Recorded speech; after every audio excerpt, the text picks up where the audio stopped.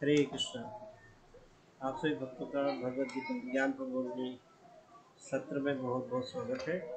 भगवद गीता ज्ञान प्रबोधनी के हम 8वें अध्याय से चर्चा कर रहे थे। हम लोग इसकी प्रश्नावली से चर्चा कर रहे थे।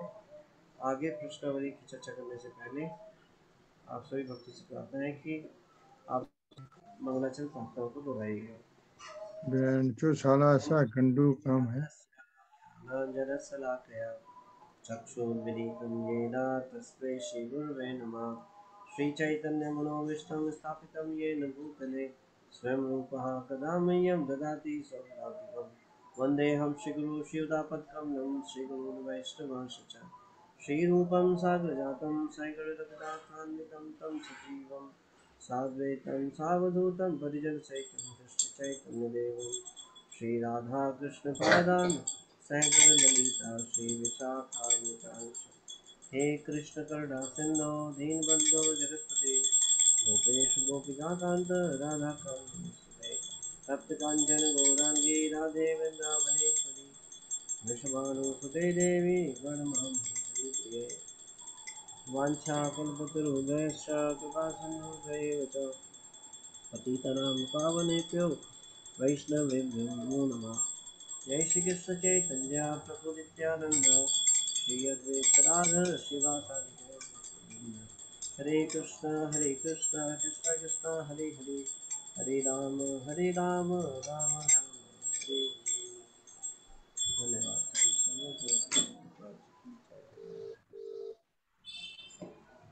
भगवद गीता ज्ञान प्रबोधनी के 8वें अध्याय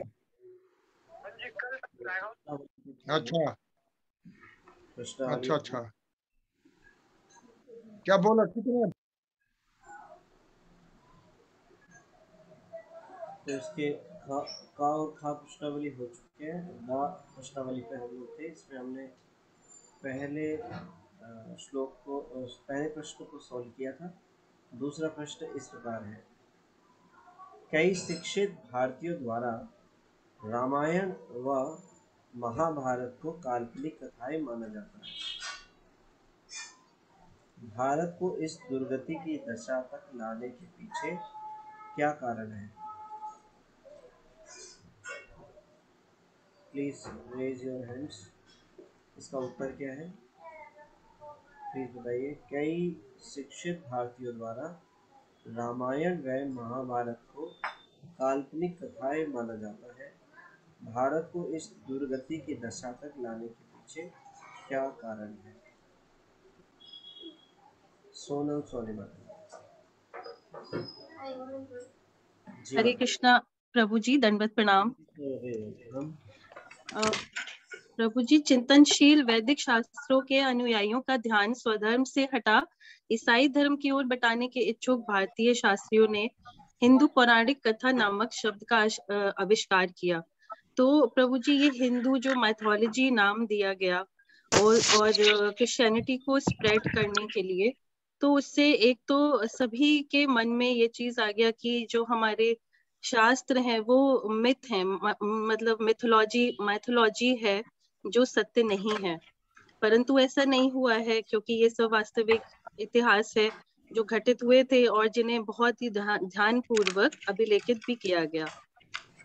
तो बाकी दूसरा जो एक कारण है कि हमारे एजुकेशन सिस्टम जो है, पहले गुरुकुल की जो प्रचलन थे, गुरुकुल में छोटे बच्चों को 5 वर्ष की आयु से ही उनको शास्त्रों का ज्ञान दिया जाता था, जिससे वो अपने वास्तविक उद्देश्य को धीरे धीरे समझें और उसी को अपनाएं अपने जीवन में। तो प्रभु जी, यही इसका कारण है कि अभी जो हमारा एजुकेशन सिस्टम है उसमें भी करिकुलम में सारे सब्जेक्ट्स हैं, लेकिन उसमें भागवत गीता या अपने शास्त्रों का कहीं भी कोई भी इन्वॉल्वमेंट नहीं है करिकुलम में। बच्चे इसको जितनी छोटी आयु से समझेंगे तभी उतना ही अच्छा होगा, क्योंकि अपने व्यवहार में, अपने प्रैक्टिस में तभी ला सकते हैं। और ये कहा जाता है कि practice makes a man perfect. तो हम हर चीज के लिए तो ये कहते हैं कि एजुकेशन है, डांसिंग है, कंप्यूटर्स है, जितनी प्रैक्टिस करेंगे उतना ही वो हम अच्छे होते जाएंगे। लेकिन इस चीज को व्यवहार में लाने के लिए पहले तो ये समझना होगा कि काल्पनिक घटनाएं नहीं है, ये सत्य घटनाएं हैं। उसके बाद फिर इसको सही तरह से करिकुलम में आज के एजुकेशन सिस्टम में इन्वॉल्व करके और उस चीज को प्रैक्टिस में लाकर ही आगे बच्चे अपना जीवन का उद्देश्य समझ सकते हैं, वास्तविक उद्देश्य। और जो भी हमारी सब परमानेंट जो हमारी प्रॉब्लम्स हैं, जन्म मृत्यु जरा व्याधि, उससे हमें परमानेंट सॉल्यूशन सिर्फ तभी मिल सकता है। जी, हरे कृष्णा प्रभु जी, दंडवत प्रणाम। Thank you so much. Hare Krishna, धन्यवाद। और कोई भक्त कुछ ऐड करना चाहते हैं इसमें?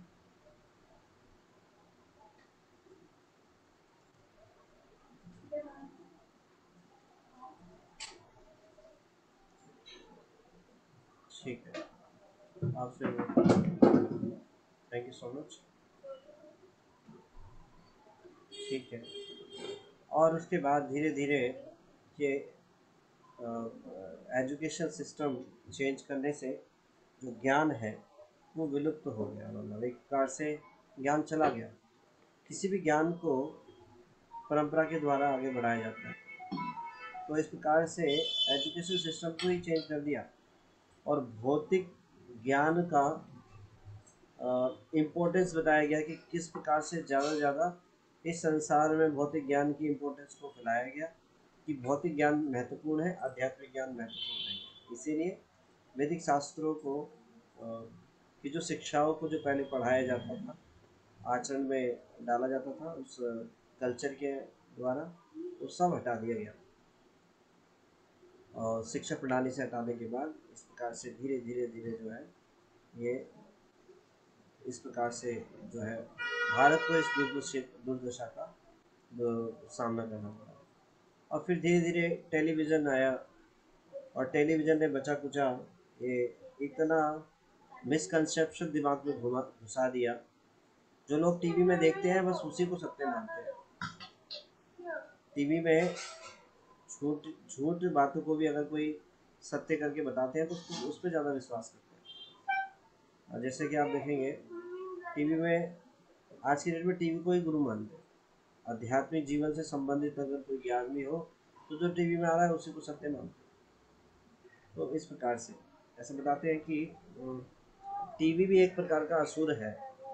जैसे रावण के इतने सारे सर थे, एक प्रकार से टेलीविज़न भी एक असुर के समान ही है जिसके बहुत सारे सर हैं। इसका मतलब टेलीविज़न में इतने सारे चैनल्स हैं, उनको हम देखते हैं और हर प्रकार की संसार की जो गंदगी है वो घर बैठे अवेलेबल है। उसको देखने के माध्यम से, सुनने के माध्यम से सारा कचरा हम अपने हृदय में डाल लेते हैं, मिसकंसेप्शन को हृदय में डाल लेते हैं, अपने बुद्धि में डाल लेते हैं और उन्हीं से इंस्पिरेशन लेकर के उन्हीं के कार्य को हम करने लगते हैं, जिससे पतन होता है। तो पहले ऐसा नहीं होता था। आज की डेट में टेलीविज़न को ही गुरु मान लिया। जब पूतना ब्रज में आई थी तो वो एक सुंदर स्त्री का रूप धारण करके आई थी, बाद में उसने विकराल रूप धारण किया। तो टेलीविज़न भी हमारे भारतवर्ष में ऐसे ही आया। टेलीविज़न जो है शुरुआत में जब आए तो इनकी कोई खास बिक्री नहीं थी इंडिया में, और ना लोगों की रुचि थी कुछ ऐसा देखने की। तो आप देखेंगे स्टार्टिंग में महाभारत रामायण सीरियल को बनाया गया, इस प्रकार से ये प्लान ही था। रामायण महाभारत जो है इन सीरियल के द्वारा लोगों ने इसको खरीदा। तो शुरुआत में टेलीविज़न जो है इस प्रकार से लोगों के घरों में आए, लेकिन फिर अब रामायण और महाभारत कहाँ चली गई है वो पता ही नहीं, कोई नहीं देखता, किसी का इंटरेस्ट भी नहीं है। और इस प्रकार से मूवी और ये इतने सारे जो चीज़ नहीं देखनी चाहिए, जो चीज़ नहीं सुननी चाहिए वो देखते हैं, सुनते हैं, और सभी का आध्यात्मिक पतन होता जा रहा है टेलीविज़न के द्वारा। सारी गलत चीज़ों को वो घर बैठे सिखा रहा है सबको। तो ये असुर ही है जो कि शुरू में बहुत अच्छा रूप लेके आया, लेकिन एक विकराल रूप धारण किया पूतना की तरह। ऐसे ही ये सबके घरों में घुस गया है और सबके जीवन को, सबके आध्यात्मिक जीवन को खा गया है। तो ये बहुत ज़रूरी है इस शिक्षा को सर्वत्र फैलाना। तो इसको श्रील प्रभुपाद जी की कृपा से ये पूरे विश्व में श्रील प्रभुपाद जी ने इस ज्ञान को इस्टेब्लिश किया और एक ऐसे इंस्टीट्यूट दिए जहाँ पर जाकर के अपने जीवन के लक्ष्य को समझा जा सकता है कि हमारे जीवन का गोल क्या है और हम कैसे प्रसन्न हो सकते हैं, कैसे खुश हो सकते हैं। तो श्रील प्रभुपाद जी की कृपा से ये शैक्षणिक संस्थान खोले गए। इस्कॉन के मंदिर कोई साधारण मंदिर नहीं है, they all are spiritual hospital, और ये यूनिवर्सिटी है जहाँ पर सर्वोच्च ज्ञान दिया जाता है। इससे हाईएस्ट ज्ञान नहीं है, भगवत गीता और शास्त्रों का जो ज्ञान दिया जाता है, इससे इससे सर्वोच्च को ज्ञान नहीं है। इस ज्ञान को ग्रहण करने के बाद किसी को और कुछ ज्ञान की आवश्यकता नहीं है। तो इस ज्ञान की बहुत इम्पोर्टेंस है। जो बुद्धिमान व्यक्ति इसको समझता है कि हाँ ये महत्वपूर्ण है, वो प्रयास करता है इस ज्ञान को ग्रहण करने की और अपने जीवन को सफल बनाता है। और वो स्वभावतः उसको पता चलता है और इन असुरों का संग छोड़ देता है। ये असुर है, घर में बैठा हुआ। टेलीविज़न जो है सबके घरों में असुर है और सब इसको पालन पोषण कर रहे हैं, इसको देख करके, इसके साथ समय बिता कर ये हमारी चेतना को खराब कर रहा है, हमारे रिलेशनशिप को खराब कर रहा है और हमारे पतन का कारण बन रहा है। पुनरपि जन्म पुनरपि मरणम। और सब लोग इसको सबसे बेस्ट प्लेस देते हैं घर में, सबसे उत्तम स्थान घर में देते हैं। एक शत्रु को सबसे उत्तम स्थान दिया हुआ है।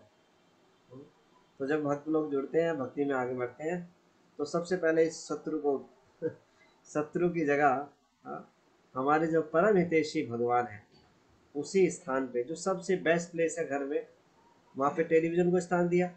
लेकिन जब ये समझ में आ जाता है तो उस स्थान से उतार करके और सबसे उत्तम स्थान पे भगवान के श्री विग्रह को, उनके चित्रपट को विराजमान करते हैं और उनकी डीटी वर्शिप शुरू करते हैं, उनका जीवन बदल जाता है। तो ये असुर ही है जो कि हमें हमारे दिमाग में मिसकंसेप्शन डाल रहा है और हमें भ्रमित कर रहा है। और इसका केवल एक कार्य है टेलीविज़न का। इसको जब भी खोलेंगे वो केवल एक चीज़ की प्रेरणा देगा कि इस संसार का भोग करो बस। चाहे कोई टेलीविज़न में कोई सीरियल देख रहा हो, कोई मूवी देख रहा हो या कुछ भी देख रहा होगा, बस एक लक्ष्य है कि संसार का भोग करो।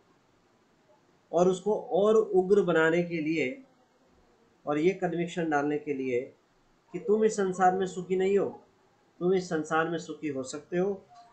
किसके कारण, किसके द्वारा? एडवर्टाइजमेंट आता है हर समय, कुछ ना कुछ। एक सीरियल के बीच में एडवर्टाइजमेंट आता रहता है, वो आग में घी डालने का काम करता है, एकदम से प्रोवोक करता है, नहीं ये मेरे को मिलेगा तो मैं सुखी हो पाऊंगा, ये मिल पाएगा तो मैं सुखी हो पाऊंगा। तो हमारी इस भौतिक जो अग्नि, जो दावाग्नि हमारे हृदय में जल रही है, उसको और तीव्र बना देता है उसको। तो अज्ञानता में सब लोग टीवी के साथ समय बिता रहे हैं और अपना सर्वनाश कर रहे हैं।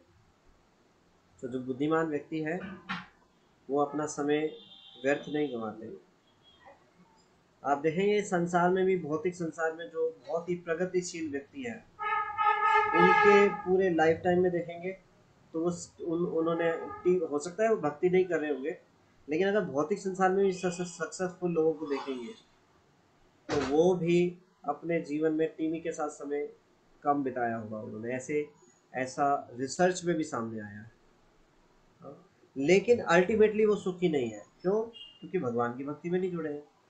टीवी नहीं भी देखा है, चलो मान लिया, लेकिन वो संसार में सक्सेसफुल भी है, लेकिन वो सुखी नहीं है।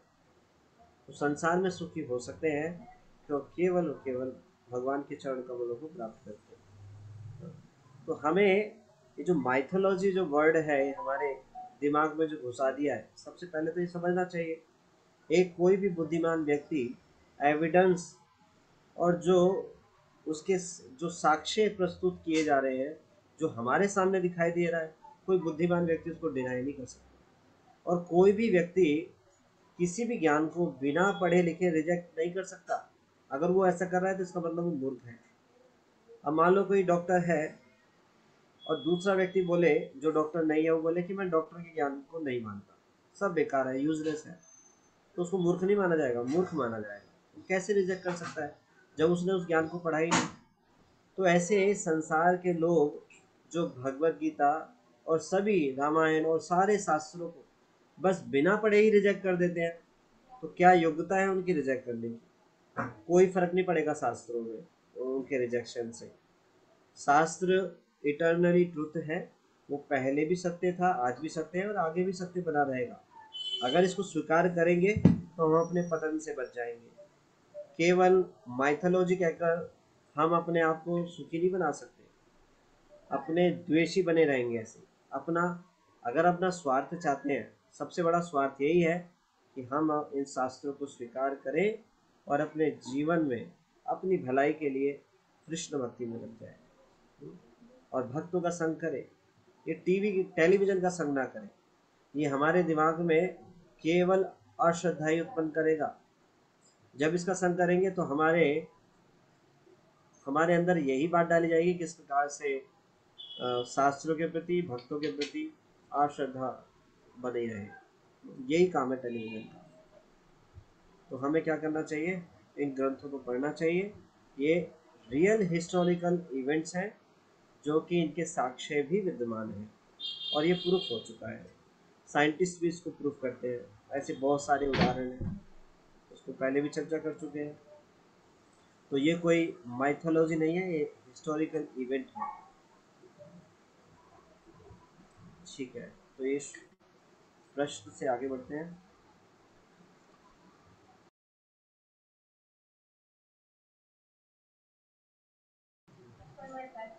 तो अभी नेक्स्ट प्रश्नावली है भगवत गीता पर आधारित। तो ये भगवत गीता पर आधारित जो प्रश्नावली है, इसमें चौथे अध्याय, 9वें अध्याय और 10वें अध्याय से टोटल कुल 25 प्रश्न लिए गए हैं। तो सबसे पहले 7 प्रश्न है जो कि चौथे अध्याय के दूसरे श्लोक से लिए गए हैं। तो पहले ही प्रश्न पढ़ लेते हैं, फिर उसके बाद हम श्लोक पढ़ेंगे और उसके तात्पर्य अनुवाद करेंगे। तो पहला प्रश्न है, भगवत गीता किसके लिए नहीं है? और दूसरा प्रश्न है, भगवत गीता किसके लिए है? तो दोनों ही उत्तर ढूंढने हैं। भगवत गीता किसके लिए है और भगवत गीता किसके लिए नहीं है। तीसरा प्रश्न, हम किस आधार पर कह सकते हैं कि गीता का मूल उद्देश्य उच्च छिन्न हुआ है? कि जो क्या ऐसे तथ्य हैं जिसके आधार पर कहते हैं कि जो गीता का मूल उद्देश्य है वो छिन्न भिन्न हो गया है। चौथा प्रश्न, असाधु प्रवृत्ति के भाष्यकार भगवत गीता पर टीकाएं क्यों करते हैं? क्या उद्देश्य है उनका भगवत गीता पर टीका करने का जो साधु प्रवृत्ति के नहीं है? What is the reason? देखिए, एक बात से ही प्रूफ होता है, जो भक्त नहीं है, जो अभक्त है, वो भगवत गीता के ऊपर कुछ लिखने का प्रयास कर रहे हैं, कुछ टीका देने का प्रयास कर रहे हैं। इसका मतलब भगवत गीता कुछ विशेष है जिसके पीछे सब लगे हुए हैं, अभक्त भी लगे हुए हैं। तो इसका मतलब साधारण ग्रंथ नहीं है। असाधु भी इससे अट्रैक्ट है किसी न किसी प्रकार से, लेकिन वो कुछ अपना एक उद्देश्य पूरा करना चाहते हैं। तो क्या उद्देश्य पूरा करना चाहते हैं? पांचवा, असुरों की क्या प्रवृत्ति होती है? आसुरी पुरुष कौन होते हैं? ये पांचवा प्रश्न। छठा प्रश्न, मानवता के लिए महान वरदान कौन सा है? और सातवां प्रश्न, समय व्यर्थ मात्र क्या है? तो इन 7 प्रश्नों को सोल्व करना है चौथे अध्याय के दूसरे श्लोक से। तो दूसरा श्लोक पढ़ेंगे। तो दूसरा श्लोक इस प्रकार से है चौथे अध्याय का, एवं परंपरा प्राप्तम इमं राजयशो विदुः सकालेन महता योगो नष्टा परन्तप। एक बार दोबारा पढ़ो। एवं परंपरा प्राप्त विदुः कालेन महता योगो नष्टा परन्तप। तात्पर्य श्रील प्रभुपाद जी द्वारा। श्रील प्रभुपाद जी की। इस प्रकार यह परम विज्ञान गुरु परंपरा द्वारा प्राप्त किया गया और राज ऋषियों ने इसी विधि से इसे समझा, किंतु कालक्रम में यह परंपरा छिन्न हो गई, अतः यह विज्ञान यथारूप में लुप्त हो गया लगता है। तो जो ये आध्यात्मिक ज्ञान है, ये गुरु परंपरा के द्वारा आगे बढ़ाया जाता है। भगवान इसे गुरु परंपरा के द्वारा इस्टेब्लिश करते हैं, लेकिन काल चक्र के कारण ये ज्ञान विलुप्त हो जाता है। इसके पीछे कारण क्या है? इसके पीछे कारण है जो समय काल के अनुसार ज्ञान को बढ़ाने के लिए जो भगवान के शुद्ध भक्त हैं उनकी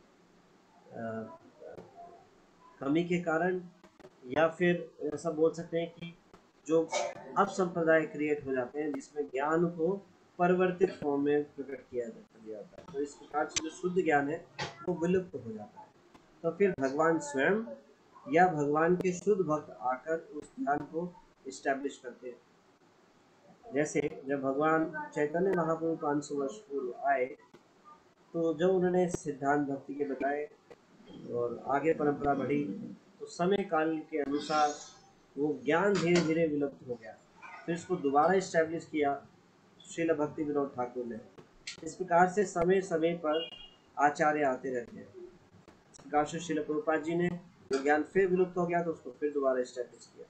तो समय समय पर उस शुद्ध ज्ञान को भगवान स्वयं आकर या अपने भक्तों को भेजकर उस ज्ञान को इस्टेब्लिश करते हैं।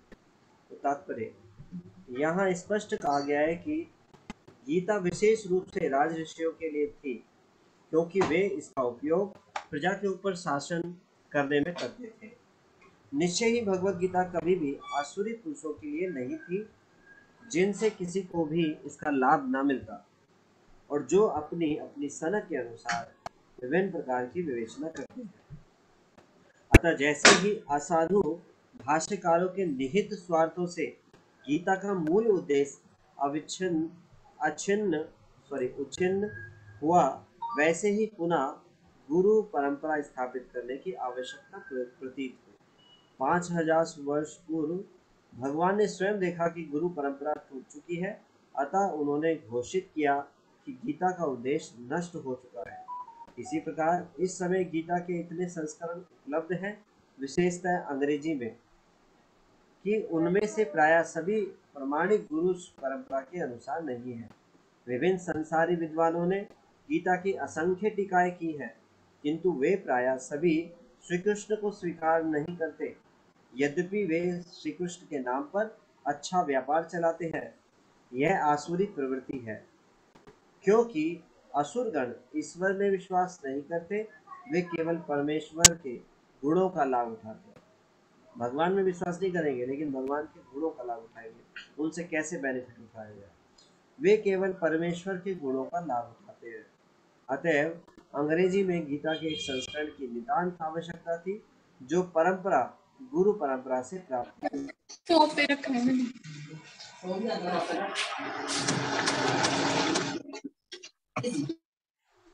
At that time, when Srila Prabhupada ji had written this Bhagavad Gita, जो प्रभुपाद जी ने जिस समय पे ये भगवद गीता लिखी थी, उस समय नितांत आवश्यकता थी, क्योंकि चारों तरफ ऐसे संस्करण थे जो मायावाद का प्रचार कर रहे थे, जो भौतिकवाद का प्रचार कर रहे थे। इस प्रकार से श्रील प्रभुपाद जी ने प्रमाणिक जो ग्रंथ है उसको प्रस्तुत किया।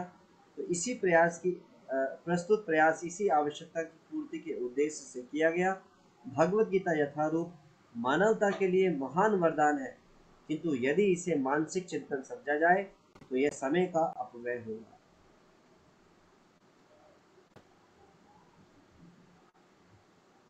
तो रियल में ये महान वरदान है मानवता के लिए। तो अभी प्रश्नों को सॉल्व करने से पहले मेरा एक प्रश्न है, ये कैसे वरदान है मानवता के लिए? आप बता सकते हैं अपने अनुभव से या उदाहरण देके समझा सकते हैं? मानवता के लिए भगवत गीता यथारूप कैसे वरदान है? Please raise your hands.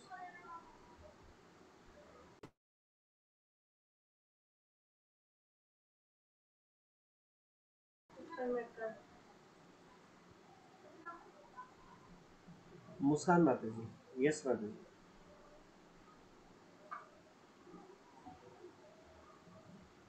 हरे कृष्णा प्रभु जी, दंडवत प्रणाम। प्रभु जी, यह वरदान इसलिए है क्योंकि अगर अगर हमें पता ही नहीं है कि हमारा लाइफ का अल्टीमेट एम क्या है, अल्टीमेट गोल क्या है, तो उस लाइफ का यूज ही क्या है प्रभु जी। अगर हमारी चेतना ही शुद्ध नहीं है, तो ऐसा लिखा था ना, अगर एक इंसान मतलब अगर एक मनुष्य है उसमें से चेतना निकाल दी जाए तो एक it is like a dead body. So similarly अगर भगवत गीता का हमें ज्ञान ही ना हो इसी तो फिर we are like a dead body, हमारी चेतना ही शुद्ध नहीं है। सो दैट इज वाई प्रभु जी वो वरदान है। हरे कृष्ण प्रभु जी। So much, Hare Krishna. बिल्कुल सही बात है, मानवता के लिए वरदान है। It's a life for every living being. Bhagavad Gita सभी की लाइफ है। कैसे इसको समझ सकते हैं? हर एक व्यक्ति संसार में जो कार्य कर रहा है वो एक उद्देश्य के लिए कर रहा है, केवल आनंद प्राप्त करने के लिए, सुख प्राप्त करने के लिए। लेकिन उनमें जीवन शक्ति है नहीं। क्यों? क्योंकि इस संसार में सुख है नहीं, उसको आस्वाद नहीं कर पा रहे। तो एक तरीके से देखा जाए तो मृत प्राणी है, कोई उत्साह नहीं है। उत्साह है भौतिक कार्यों के लिए करने के लिए, लेकिन उससे मिलने वाले रिजल्ट के कारण केवल निराशा हाथ लगती है। There is no life. लेकिन भगवत गीता मानवता के लिए वरदान है कि लाइफ है, जिससे जीवन का उद्देश्य पता चलता है और जीवन को जीने की प्रेरणा मिलती है। क्योंकि जीवन समझ में आ जाता है, जीवन जीना किसके लिए है, क्यों ये लाइफ मिली है हमें, क्या उसका उद्देश्य है, what is the goal of life, मेरा क्या उद्देश्य है, भगवान कौन है, उनसे संबंध क्या है भगवान से, और मुझे करना क्या है, और मैं कैसे प्रसन्न हो सकता हूँ, कैसे खुश हो सकता हूँ। तो जब लोग इस भगवद गीता के बताए हुए ज्ञान को जब जीवन में पालन करते हैं तो वो प्रसन्न हो जाते हैं, खुश हो जाते हैं। ये सबका यही उदाहरण है। इसका एक लाइव एग्जाम्पल है। पूरे विश्व में भगवद गीता को पढ़ने के बाद जो भक्त बने हैं, उनके जो खुद के अनुभव हैं वो शेयर करते हैं।